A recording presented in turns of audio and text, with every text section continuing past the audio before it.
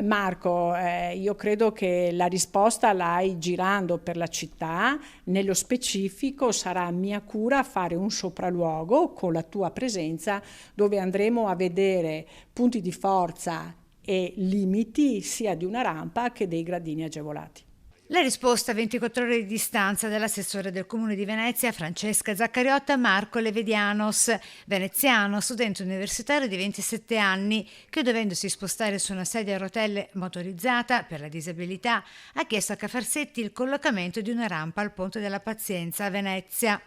Questo ponte è, diciamo, il ponte che mi potrebbe, con una rampa, far accedere a tutti i servizi di Ca' Foscari e a moltissime zone di Venezia, e comodamente senza dover prendere mezzi pubblici. Con il vaporetto non sempre disponibile per via del sovraffollamento, scioperi o lavori all'imbarcadero, come è accaduto per quasi un mese a gennaio scorso, con la CTV che sarebbe stata pure sorda alle richieste di Marco.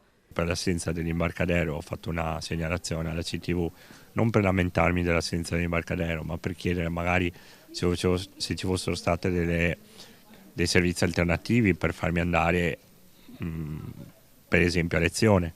Anche lì mi è stato detto che non c'era possibilità, anzi che per fortuna era solo un mese, che dovevo aspettare un mese e è morta là, cioè nel senso non mi è sembrato di essere stato ascoltato. La richiesta della rampa per abbattere le minimo 2 ore di tragitto andata e ritorno verso Ca' Foscari. Con questo ponte potrei arrivare a un'aula in cui frequento una lezione in 10 minuti.